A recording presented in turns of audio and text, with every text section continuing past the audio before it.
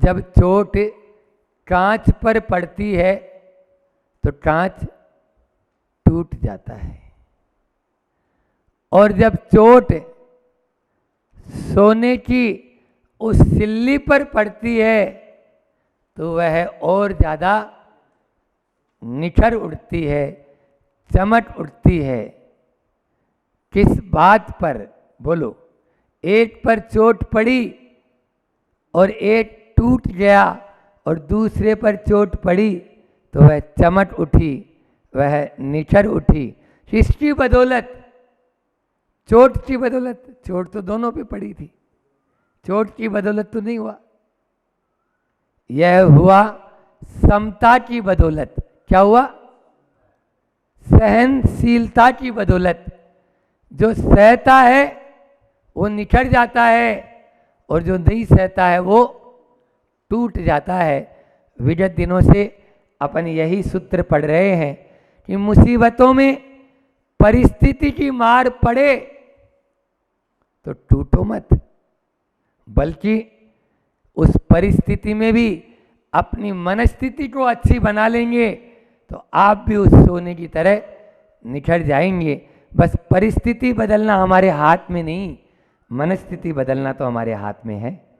हम अपनी मन की स्थिति को, परिणति को, परिणामों को यदि बदल लेंगे तो वही समता में हम डूब जाएंगे। बस आओ बढ़ाएं उस समता को, जगाएं उस समता को। आचार्य श्री जी यही कह रहे हैं, अमित गति आचार्य भगवंत, कि जो प्रभु हैं वो तू है, तेरे में और प्रभु में कोई अंतर नहीं है। अपन बोलते हैं ना कि वह मैं हूं जो है भगवान, मेरा और आपका कोई अंतर ज्यादा नहीं, बस अंतर यही ऊपरी जान, वे विराट तू राग वितान।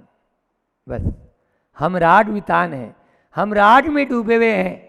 अमित गति आचार्य उसी आज राग की बात करते हुए कह रहे हैं। छंद नंबर, कारिका नंबर 16 आप लोग निकाल लें।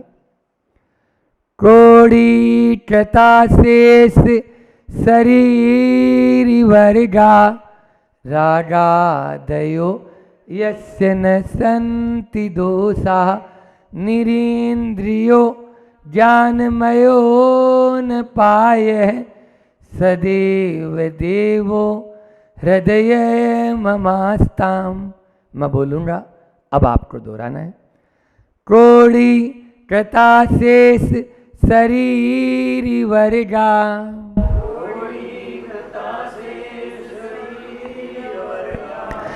रागादयो यस्य न सन्ति दोषा,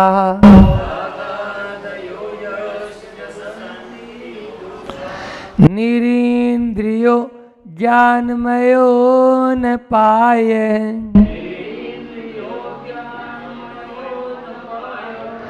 सदैव देवो हृदय ममास्ताम।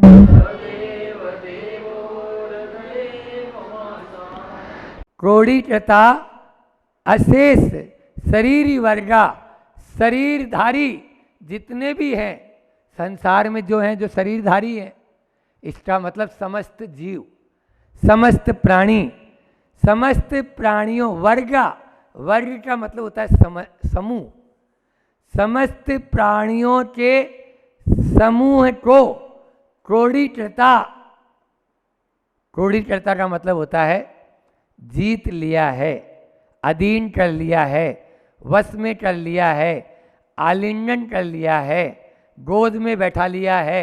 इतने सारे अर्थ हैं क्रोड़ीकृत के, ठीक है ना। तो क्रोड़ीकृता जिन्होंने वश में कर लिया है, कौन को? अशेष समस्त शरीरी वर्गा, प्राणियों के समूह को जिन्होंने वश में कर दिया। किस प्रकार से? आगे देखो, रागादयो यस्य न सन्ति दोष, यस्य जिनके रागादि जो दोष हैं न सन्ति नहीं है। क्यों कर लिया उन्होंने वश में? क्योंकि उनके रागादि दोष नहीं है, न काहू से लेना न काहू को देना, अपने में मगन रहना, ऐसे वो अरिहंत और सिद्ध परमेष्ठी होते हैं। फिर कैसे हैं वो, आगे और बता रहे हैं। निरिंद्रियो, निरिंद्रिय मतलब अतीन्द्रिय हैं। फिर ज्ञानमयो, ज्ञान स्वरूपी है। अनपायो, अनपाय यानी अनपाय, अपाय यानी दुख, जो दुखों से रहित हो गए हैं, दुख से रहित हो गए हैं, ऐसे वे सदैव देवो हृदय ममास्ताम, वे देव, देवों के भी देव मेरे हृदय में विराजमान रहें। ऐसे यहाँ पर भगवंत की चर्चा चल रही है। वीतरागी प्रभु हैं, तो रागादयो यस्य न संति दोषा, जिनका राग जो है पूरा का पूरा समाप्त, एक अकेला राग ही नहीं, कई रागादि दोष जिनके समाप्त हो चुके हैं, 18 दोषों से रहित। आज यहाँ पर हमारे प्रभु कैसे हैं, तो बच्चों को पाठशाला में मैं पढ़ाता हूँ, वो वीतरागी हैं, वो सर्वज्ञ हैं और वो हितोपदेशी हैं, है ना। कल अपन ने एक कारिका का प्रथम चरण पढ़ा था कि विमुक्ति मार्ग है प्रतिपाद को यह है, यानी विमुक्ति मार्ग है वह मोक्ष मार्ग का प्रवर्तन करने वाले हैं, इसको ही हितोपदेशी बोलते हैं। फिर कल ही एक और आया था, त्रिलोक लोकी आया था, हाँ, 3 लोक को जानने वाले हैं। तो 3 लोक को जानने वाले मतलब सर्वज्ञ हैं। तो हितोपदेशी और सर्वज्ञ, ये कल अपन को बताया था अमित गति आचार्य ने। आज इस कारिका में रागादयो, यस्य रागादयो न संति दोष है, जिनके रागादि दोष है, न संति नहीं है, ऐसे दोष से रहित वीतरागी हैं। आज वो 18 दोषों से सहित वीतरागी जो प्रभु हैं, उनके बारे में अपन थोड़ा समझेंगे और जानेंगे किस प्रकार के हमारे प्रभु हैं। वो विश्व में ऐसा कोई प्राणी नहीं है जिसके जो राग के अधीन न हो। राग अंश मात्र में, थोड़ा बहुत राग भी रहेगा जरूर, इसलिए ऐसा कोई भी प्राणी विश्व में नहीं जो राग से रहित हो। है तो वो केवल मात्र एक अरिहंत परमेष्ठी या फिर सिद्ध परमेष्ठी। अरिहंत परमेष्ठी के बारे में अपन ने अभी जाना। यहाँ पर एक शब्द आया अतीन्द्रिय, तो प्रश्न उठता है क्या वो इंद्रिय से रहित है क्या। मैंने उस अतीन्द्रिय का अर्थ बताया, यहाँ निरिंद्रियो, इंद्रिय से रहित। तो क्या उनके इंद्रियां नहीं है। 2 प्रकार की इंद्रियां होती है, बहुत सरल भाषा में समझते हैं। एक होता है द्रव्य इंद्रिय और दूसरा भाव इंद्रिय। तो द्रव्य इंद्रिय तो उनके है, अभी जब तक शरीर है तब तक कान है, तब तक आँख है, तब तक नाक है, तब तक सभी इंद्रियां उनकी है, जीभ है, मुख है, सब है, समझ में आ रहा है। लेकिन भावेंद्रिय नहीं है, भावेंद्रिय से रहित हो गए। अब वो इंद्रिय प्राणातीत 10 प्रकार के प्राण होते हैं न, उनमें उनके इंद्रिय प्राण नहीं है। बोलो है क्या। कितने प्राण होते हैं अरिहंत परमेष्ठी के। 4 प्राण। कौन कौन से होते हैं। पहले तो प्राण 10 होते हैं, इधर बता दें। प्राण 10 होते हैं। 5 इंद्रिय प्राण, 3 बल प्राण, आयु और श्वासोश्वास। तो उनके इंद्रिय प्राण नहीं है। अब बल में भी उनके मन प्राण नहीं है। संजिनः समनस्का, इसकी व्याख्या जब करते हैं हम और आचार्य श्री जी से जब सुनी तो वह पूरा बता देते हैं कि वह अमनस्क है, समनस्क नहीं। इसलिए संगी तो है लेकिन मन से रहित है। समझ आ रहा है। तो वो बाद में अलग चैप्टर है। इंद्रिय प्राण में यहाँ पर 5 इंद्रिय प्राण नहीं है, मन प्राण नहीं है, वचन प्राण है, बल प्राण है, काय प्राण है, ठीक है, काय बल है। तो ये 2 ये हो गए और आयु और श्वासोश्वास। तो ये 4 प्राण।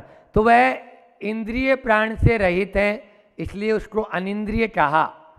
और वो इंद्रिय सुख से रहित है, इसलिए भी उनको अनिंद्रिय कहा। फिर इंद्रियां तो है लेकिन फंक्शन नहीं है, मैंने बोला तो क्या है, वो ज्ञान स्वरूपी, आगे खुद आचार्य भगवंत बोल रहे हैं ना, ज्ञानमयो, वो ज्ञान में है, राग में नहीं है।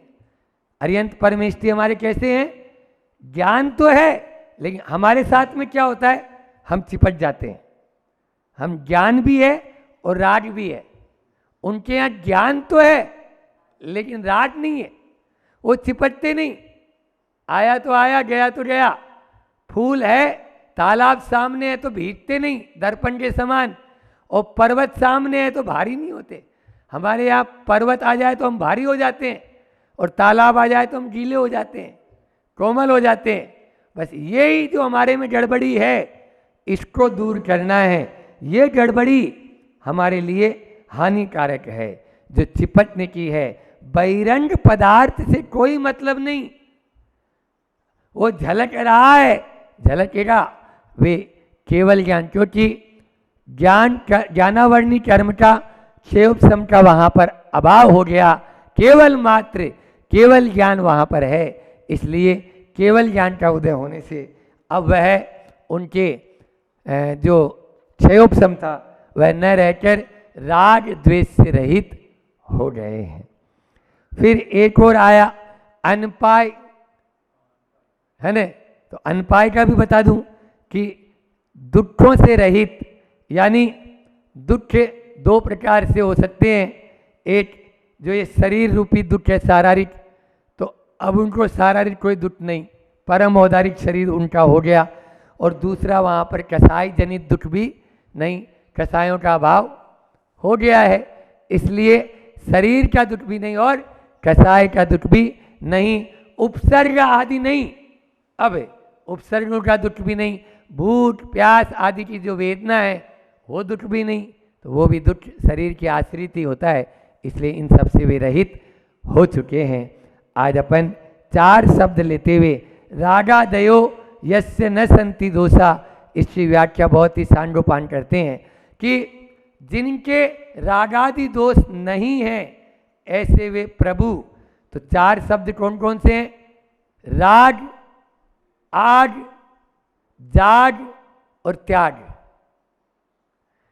क्या दिया राहुल, राग, आग, जाग और त्याग, इनको याद रख लेना तो पूरा प्रवचन भी याद रहेगा और ये कारिका भी आपको कंठस्थ हो जाएगी कि हम राग में ही उलझते हैं, चाहे वो शरीर संबंधी राग हो, चाहे वो संबंधों से संबंधित राग हो, चाहे वो संपत्ति से संबंधित राग हो और चाहे वो सत्ता से संबंधित राग हो। शरीर संबंध, शरीर संपत्ति और सत्ता, इसी राग में हम झुलसते रहते हैं, हम जलते आग में जलते रहते हैं। वहाँ पर छह डालाकार कहते हैं, यह राग आग दही सदा ताते समामृत से ये। क्या पंक्तियाँ हैं, जहाँ जहाँ राग है वहाँ वहाँ आग है। इसलिए हे चेतन तू जाग, जागेगा तो त्यागने में तुझे कठिनाई नहीं होगी, तुरंत त्याग देगा। जो जाग जाता है वो त्याग की ओर बढ़ जाता है। इसलिए संत कहते हैं अपनी चेतना को जगा, इससे पहले कि तेरी चिता जले अपनी चेतना को जगा लेना, इससे पहले तेरी अर्थी उठे अपने जीवन के अर्थ को, जिंदगी के अर्थ को समझ लेना। बस समझ लेना राग कम हो जाएगा, राग कम हो जाएगा। लेकिन हमारी स्थिति तो ऐसी है, मरणासक्त व्यक्ति होता है उसका भी राग और बढ़ता चला जाता है। जैसे जैसे बुढ़ापा चलता है और ज़्यादा तृष्णा बढ़ती जाती है। एक व्यक्ति था, मरणासन्न था, वो बेड पर ब इतना ही बोल रहा था। बेटों ने डॉक्टर को बुलाया, बोले बहुत देर से कोई ब कर रहे हैं, अब समझ में नहीं आ रहा है, कोई बच्चे वगैरह की बात है, कहाँ गाड़ा हुआ है, कहाँ छिपाया हुआ है, कहाँ चाबी है, तो बता दे तो अच्छा है। बोले हाँ हो सकता है, लेकिन इनको होश आने के लिए एक इंजेक्शन लगाना पड़ेगा। लगाओ जल्दी, चारों बेटे बोलते 50,000 का आएगा और 1 आध शब्द बोल सकते हैं, इतनी गारंटी मैं ले सकता हूँ। हाँ ठीक है, आप तो लगाओ, जितना बोलेंगे और हमारा काम तो हो ही जाएगा, लाखों का माल मिल जाए तो फिर क्या है ना। तृष्णा तो उनके मन में भी थी और उसके भी मन में थी, मरने वाले के मन में भी, इंजेक्शन लगाने वाले के मन में भी, और इंजेक्शन ठुकवाने वाले के मन में भी। ठीक है ना, लगाने की बहुत नहीं बोल रहा हूँ, ठुकवाना बोल रहा हूँ मैं तो, क्योंकि वो भी बच्चे के ऊपर ध्यान है ना, उनका बच्चे पर ध्यान है, और उसका दूसरी चीज़ पे जो बता रहा हूँ मैं, और उस पर वो बह तो उसको भाई 50,000 मिल रहा है, 5,000 का इंजेक्शन 50,000 में देने में क्या बुराई, क्यों बोलो ना। और आप लोग भी खरीदते हो, तुम तो लगा दे, कोरोना काल में कितनों ने लगवा लिया पता नहीं, और फिर भी चल बसे, यहाँ से वहाँ जाकर बसे, चल बसे यहाँ से जाकर वहाँ बसे, मरे नहीं है वो, हाँ बस गए, वहाँ जाके बस गए, घर दूसरा बना लिया। तो बात हो रही है राग और तृष्णा की। वो ब बोल रहा है, तो इन्होंने इंजेक्शन लगाया। अब बोले पिताजी बताओ जल्दी, बच्चा कहाँ है। अरे बच्चा कहाँ, वो बकरी कितनी देर से झाड़ू उठा रही है, उसको पहले भगाओ। वो बकरी झाड़ू उठा रही थी, उसके लिए इंजेक्शन लगवा लिया उन लोगों ने। समझ में आ रहा था, वो झाड़ू का लोभ था ना, वो 50,000 का नुकसान हो गया। ये स्थिति होती है आज के इंसान की, वो राग के अंदर में ऐसे ही उलझता है। ये राग वैसा ही है जैसे प्याज होता है ना, प्याज, उस प्याज का छिलका बोलो ना, छीलते जाओ। केले का थंब का उदाहरण दिया, केले के थंब को जितना जितना छीलोगे उतना ही वह और बढ़ता चला जाएगा। दुष्यंत कुमार की पंक्तियां बड़ी सार्थक है। हाथों में अंगार लिया, हाथों में अंगार लिए, मैं सबसे पूछता रहा, अरे मुझे इन अंगारों की कोई तासीर तो बता दो, मुझे इन अंगारों की कोई तासीर तो बता दो। मूर्ख है जो अंगार हाथ में लिए हुए है, फेंक दे, ये राग है, लेकिन उन अंगारों की तासीर पूछते रह रहा है। मेरे पास में आकर भी तुम तासीर ही पूछ रहे हो, और कुछ नहीं है। सब जान रहे हैं तासीर कैसी है, तासीर जलाने वाली ही है, लेकिन अनुभव हमें छोड़ने नहीं, आशा जो है हमें छोड़ने नहीं देती। अनुभव तो है, लेकिन आशा जो होती है ना, वो और आगे और आगे और आगे। एक बार ऐसा हुआ कि एक व्यक्ति था, वो व्यक्ति था तो उसका मित्र, परम मित्र, निमंत्रण पत्र आया शादी का, तो वो खुद गया और अच्छा तोहफा लेके गया, भाई हम मित्र की शादी है, और दे के आया अपने मित्र को। साल भर भी नहीं हुआ और एक दूसरा निमंत्रण पत्र आ गया। दूसरा निमंत्रण पत्र यह आ गया कि भैया वो मुझे जैसी सुंदर चाहिए थी पत्नी वैसी मिली, लेकिन वो काम नहीं करती थी, मुझे काम वाली चाहिए थी, काम वाली चाहिए। आजकल काम करने का रोज होता है, रोजाना होता है। उसने मैंने तलाक दे दिया, अब दूसरी पत्नी से मेरी शादी है, आप आइए। इस बार अपने बेटे को भेजा 1,000 रुपये दे के, जा बेटा 1,000 रुपये ले जा और तू उसको दे के आ। अब दूसरी शादी कर रहा है तो क्या करें। अब वो दूसरी में फिर वही कि वह एक में साल भी नहीं गुजरा और फिर वही शादी का निमंत्रण पत्र उस मित्र के पास में आया। अब के तो उसने माथे पे हाथ रखा, ये क्या कर रहा है। बोले भैया वो सुंदर भी थी, काम भी करती थी, लेकिन बात बात पर मेरे ऊपर जो है रोब झाड़ती थी, मेरे ऊपर हुक्म चलाती थी, मुझे ऐसी पत्नी नहीं चाहिए थी। उसने तीसरी पत्नी का कार्ड देखा तो अब के भैया 1,000 रुपये लिफाफे में डाले और भेज दिया कि अब क्या करें, तीसरा हो गया। लेकिन ये क्या, 6 महीना भी नहीं बीता और चौथा कार्ड आ गया शादी का। चौथा कार्ड आ गया तो इस बार तो उससे नहीं रहा गया। उसमें लिखा था, उसने सकारण था कि भैया वह सुंदर थी, काम भी करती थी, हुक्म भी नहीं चलाती थी, लेकिन बीमार इतनी रहती थी, हर 10 दिन बाद में हॉस्पिटल लेके जाना पड़ता था मुझे। वो अस्वस्थ रहती थी, इसलिए मुझे चौथी पत्नी से शादी करनी पड़ रही है, चौथी लड़की से शादी करनी पड़ रही है। इस बार उसने कुछ नहीं भेजा और उसने क्या लिख के भेजा पता है? उसने मोटे मोटे अक्षर में, स्वर्ण अक्षरों में उस लिफाफे के अंदर एक पर्ची भेजी। उसमें लिखा, अनुभव पर आशा की विजय। उस पर क्या लिखा? अनुभव पर आशा की विजय। यही होता है। अरे भैया 3 से सुट नहीं पा पाया, 4 तो चौथी क्या सुट दे देगी तुम्हें? बोलो, नहीं दे पाएगी ये बात। लेकिन तृष्णा, ये राग, ये आशा, ये हमारी जो चाह, ये हमारे लिए दाह बन जाती है। बस यही दाह हमारे लिए कांटों की राह बन जाती है। इसलिए इस राह को, यदि फूलों की राह पर चलना चाहते हो तो कांटों की राह छोड़ दो। क्यों आप उसके अंदर बार बार ध्यान दे रहे हो? उस ओर नहीं जाना है।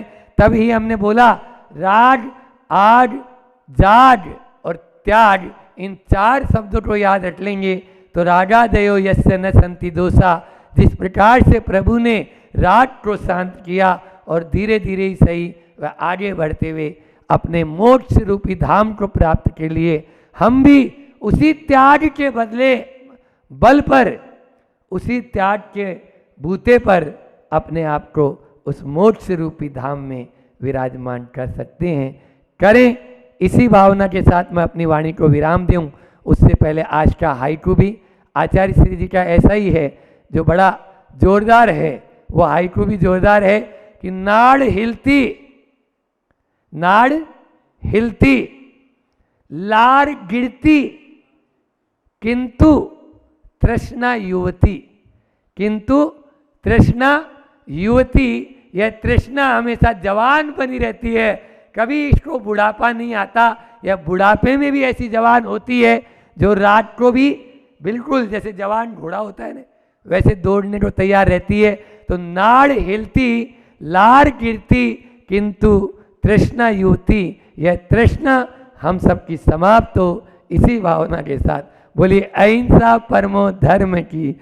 आचार्य गुरुवर विद्यासागर महामुनि राज की। अपनी चर्चा नासिक रोड पर चल रही हैगी और नासिक रोड का अर्थ खोलते हुए हमने ना से कहा था, ना कहने से ही पाप कर्मों का हनन होगा, और सी से कहा था सीखने से ही पाप कर्मों का वमन होगा, और क से कष्ट सहने से ही पाप कर्मों का गमन होगा, और रो से कहा था रोने से ही पाप कर्मों का दहन होगा, और अंतिम में क्या है? रोड़।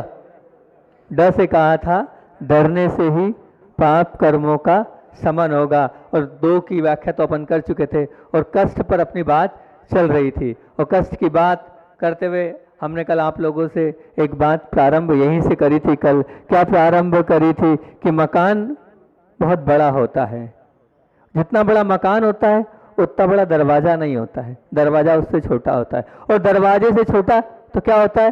बोले वो ताला होता है। अब वो ताला तो है लेकिन ताले से भी छोटा क्या है? तो कही थी हमने बात, चाबी होती हैगी। मतलब क्या हुआ कि दरवाजा, मकान भी है, दरवाजा भी है, ताला भी है, लेकिन चाबी का जो महत्व है वो अलग ही है, इन सब से अलग है। इसी प्रकार कर्मों का गमन करना है, मोक्ष की यात्रा करना है, तो क्या होगा? हमें मोक्ष के महल में चढ़ना है तो सदगति के दरवाजे को हमें सबसे पहले खोलना होगा। उसको खोलने के लिए ताला लगा है समाधि का, उस समाधि के ताले को खोलना है। समाधि का ताला किससे खुलेगा? वो चाबी कौन सी है? सहनशीलता की।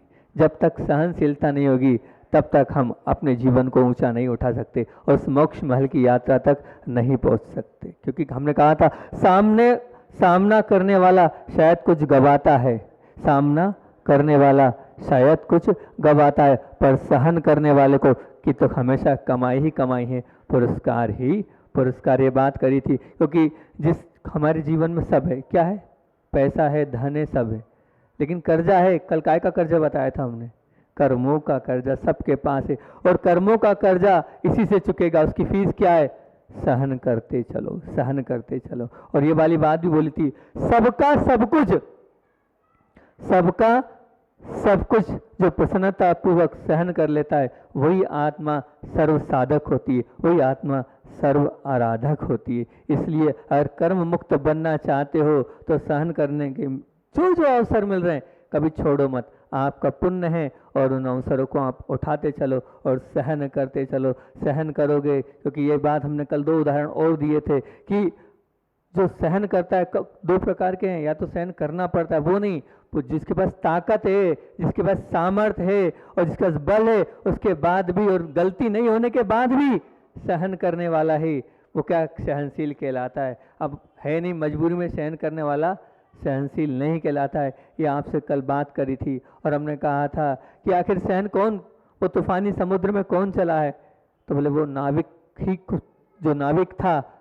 वो तूफानी समुद्र में जब चला है, अपने आप को डाला है, तभी वो बन पाया है, कठिन प्रश्न को उत्तर देने वाला ही होशियार बना है, जीवन में कष्टों को सहन करने वाला ही मजबूत बना है। वो खूंखार बल्लेबाज कब उस गेंदबाज की खूंखार गेंदबाजी जब उसने अच्छे से पारी खेली है तभी वो बल्लेबाज बना है। इस प्रकार से अपन ने कल बात बोली थी और मैंने कहा था सुख और दुख की बात आपसे कल करूँगा। तो इसी विषय को और आगे बढ़ाते हुए आपसे बात कर रहा हूँ कि मन जो है ना, सबके पास मन है, मन सबके पास है। मन जो है दुख का दुश्मन नहीं है। आपका जो मन है वो दुख का दुश्मन नहीं। जिस दुख के पीछे उसे सुख की संभावना दिखती है वो दुख सहने के लिए हमेशा तैयार रहता है। भले ही वो दुख है लेकिन आपको ये पता चल जाए कि आने वाले समय में से क्या होगा, सुख मिलेगा, है ना, आपको पता बस चल जाए तो आप कड़वी वो गोली भी ले लेते हो, कड़वी वो गोली भी ले लेते हो। क्यों ले लेते हो? पता है अभी गोली ले ली तो इस गोली के माध्यम से क्या होगा, इस गोली के माध्यम से पूरा रोग दूर हो जाएगा, वो कष्ट सुख का कारण है। इसी प्रकार आपका मन सुख का भी मित्र नहीं है। जिस सुख के पीछे उसे दुख की संभावना दिखती है तो उस सुख को वो छोड़ने के लिए भी तैयार रहता है। मतलब क्या हुआ, मतलब ये सुख यदि दुख का जनक है तो सुख भी छोड़ने जैसा है। सुख यदि दुख का जनक है तो छोड़ने योग्य है। क्यों? क्योंकि आपको सुख तो मिलता है मीठा खाने से, लेकिन डॉक्टर ने मना कर दिया तो आप नहीं खाओगे। सुख यदि दुख का जनक है तो सुख छोड़ने योग्य है, और दुख यदि सुख का जनक है, दुख यदि सुख का जनक है तो सुख स्वीकार, दुख जो है आप बड़े अच्छे से स्वीकार कर लेते हो। ये सामान्य बात है। अब आपसे मैं पूछता हूँ, जवाब देना। तकलीफ, कष्ट, असुविधा, अपमान, इनके लिए हमारे मन में क्या सोच है? ये सभी अभिशाप रूप है या आशीर्वाद रूप? क्या पूछ रहा हूं, समझ में आ रहा है मैं क्या पूछ रहा हूं आपसे? तकलीफ, कष्ट, असुविधा, अपमान, इनके लिए हमारे मन में क्या सोच है? ये अभिशाप रूप है या आशीर्वाद रूप? आशीर्वाद रूप, बहुत अच्छी बात है। सहनशीलता के विषय में हमारी मान्यता क्या है? सहनशीलता के विषय में हमारी मानसिकता क्या है? ये कमजोर रूप है या ताकत रूप? ये लाभदायक है या नुकसानदायक? ये निर्कष्ट है या अहितकर? ये निर्कष्ट है या अहितकर है? ये लाभदायक है या नुकसानदायक है? बताओ, ये हितकर है या अहितकर? आप जांच करना, अपने आप को देखना और देख लेना व्यक्तिगत स्तर पर जिसने स्वयं के पर आई हुई तकलीफों को, कष्टों को, असुविधाओं को प्रसन्नतापूर्वक सहन और स्वीकार किया है, उसका क्या होता है? वे सभी मजबूत तो थे क्योंकि उन्हें कष्ट सहन किया, वे और मजबूत बने हैं जिनने बड़ी प्रसन्नता के साथ उन कष्टों को, तकलीफों को, असुविधाओं को स्वीकार किया। जितने स्वच्छ थे उसकी अपेक्षा और स्वच्छ बने हैं वो जिन्हें तकलीफ, कष्ट और दुख को सहन किया। जितने निर्मल थे उसकी अपेक्षा और निर्मलता उनमें बढ़ी है जिन्होंने कष्ट को सहन किया है, जिन्होंने तकलीफों को गले लगाया है। वो और निर्मलता की और ही आगे बढ़ते चले गए और ऊंचाइयों को ही उन्होंने प्राप्त किया है। विचित्र आकार की वो जो लकड़ी होती है ना, लक्कड़ कहते हैं उसको अपन, किसी के घर में वो फर्नीचर कब बनिएगी? वो फर्नीचर तब बनी है कि उसने अपने आप को क्या कटने के लिए भी तैयार हुई और छिल जाने के लिए भी तैयार हुई। जब वो सुंदर फर्नीचर का रूप उस लकड़े ने लिया है, कटने को भी तैयार थी और छिलने को भी तैयारी। इसी प्रकार आपको भी कटने को और छिलने को तैयार हो गए तभी आप सजोगे। मतलब सहन करने वाला वो लकड़ा फर्नीचर बना है, पत्थर प्रतिमा बनी है, मेला वो आपका जो कपड़ा है वो स्वच्छ बना है, वो मक्खन भी घी बना है, वो पानी भी भाप बनी है, वो मिट्टी भी मटका बना है, वो स्वर्ण भी विशुद्ध हुआ है, वो दुर्जन भी सज्जन बना है, वो सज्जन संत बना है। सज्जन है लेकिन संत नहीं है, सज्जन भी संत बना है। और आत्मा भी परमात्मा जब ही बनेगी जब आप क्या करोगे? कष्टों को सहन करोगे। नासिक वालों, वक्का यही कह रहा है, अगर आपको वास्तविकता में सहन करना है तो कष्टों को सहन करते चलो। कष्ट को सहन करोगे तभी कर्मों का आपका गमन होगा। एक ठोस वास्तविकता की दृष्टि आपकी ओर आकर्षित करूंगा। कांटे को निकालने के लिए कांटा ही काम आता है, फूल नहीं। कांटे को निकालने के लिए कांटा ही काम आता है, फूल नहीं। वैसे ही शरीर और मन को सहनशील बनाने के लिए कष्ट ही काम आते हैं, दुश्मन ही काम आते हैं, मित्र या फूल नहीं। इस बात को आप निश्चित मान के चलना, बिल्कुल मान के चलना। अंग्रेजी में 3 शब्द हैं, एक है रिस्पॉन्सिबिलिटी मतलब जिम्मेदारी, एक है अपॉर्चुनिटी मतलब अवसर, और एक है चैलेंज अर्थात चुनौती। तीनों शब्द है। जिम्मेदारी निभाने के लिए जरूरी नहीं कि सहनशीलता की जरूरत हो। अवसर का आपको फायदा उठाना है, उसके लिए भी जरूरी नहीं है कि आपको सहनशीलता हो। पर चुनौती को स्वीकार करने के लिए आपको क्या बनना पड़ेगा? सहनशील बनना पड़ेगा। जब तक आपके जीवन वो चुनौतियां आती है और पल पल पर चुनौतियां आती है, और जो चुनौतियों को स्वीकार करता है ये मान के चलना उसके अंदर सहनशीलता है। तो चुनौतियों को अगर आपके जीवन में स्वीकार करना है तो आपको सहनशील बनना ही होगा, सहनशीलता की राह को अपनाना ही पड़ेगा। और चुनौतीपूर्ण कार्यों को करने वाला ही मोक्ष की चूलिका को वर्ण करेगा। जिनने चुनौतियों को स्वीकार किया है वो मोक्ष की चूलिका को वही करेगा। ध्यान रखना। एक और उदाहरण देता हूँ, बहुत अच्छा उदाहरण है।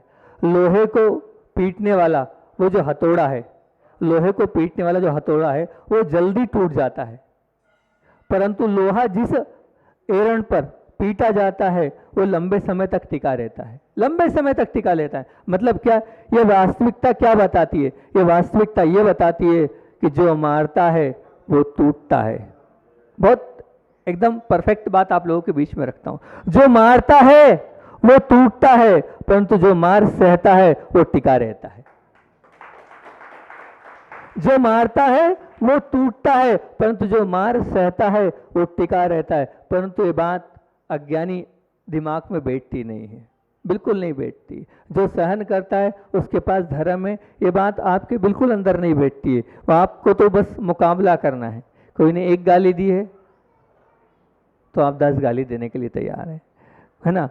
आप 10 गाली देने के तैयार है। किसी ने पैसा दबा दिया है तो आप उसको दबाने को तैयार है। आपको गर्मी लगी, तुरंत ऊपर वो चालू हो गया, छत्र चालू हो गया, है ना? लेकिन हमारा, आपका, आपके परिवार का वो बच्चा आपने सहनशील ही नहीं बनाया। जरा से में उसको ठंड लगती है, जरा से में उसको गर्मी लगती है, उसको आपने शुरू से एसी की आदत डला दी है, उसको परिस्थितियों से सामना ही नहीं कराते। आप हथेली पर आप लोगों ने रख रखा है, सहनशील नहीं बनाया है तो आगे वो कैसे बढ़ेगा? उसको आप सिखाओ, उसको आप कष्टों के अंदर डालो। ये भी एक संस्कार है, ये भी एक शिक्षा है, ये भी एक उसको ऊंचा और ऊपर उठाने का तरीका है। कष्टों में डालोगे तो ही आप ये मान के चलना कि वो आगे बढ़ेगा। अभी एक आए थे, नाम उन्होंने हमें मना कर दिया। बहुत बड़े व्यक्ति हैं, बहुत बड़े व्यक्ति हैं। उन्होंने कहा महाराज जी नाम ओपन मत करना। एकदम मैंने बोल दिया ये मैं अपने प्रवचन में बोलूँगा, मुझे आपकी बात बहुत अच्छी लगी हैगी।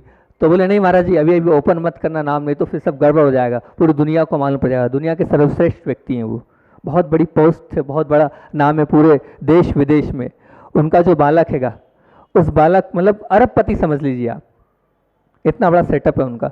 उन्होंने मुझसे कहा, बोले महाराज जी बालक को आशीर्वाद दो। किस बात का? बोले नौकरी कर रहा है बम्बई की एक कंपनी में। मैंने कहा ये नौकरी कर रहा है? आपके हज़ारों एम्प्लॉयर ये नौकरी करेगा? बोले नहीं महाराज जी मुझे इसको नौकरी ही कराना है। मैंने कहा जिस कंपनी में ये नौकरी करेगा उसके लोग, बोले नहीं नहीं उनको मालूम पड़ेगा तो वो क्या, वो तो कहीं से लेकर कहीं तक नहीं रखेंगे। बोले कहीं मैंने बताया नहीं। मैंने क्यों? बोले कष्टों से इसको पता तो चलना चाहिए कैसा पैसा कमाया जाता है, इसको सहने की आदत। मैंने इसको गाड़ी भी नहीं दिएगी, क्योंकि वो अगर गाड़ी से जाएगा, सबसे जाएगा तो पूरी दुनिया को पता चलेगा कि किसका लड़का है ये।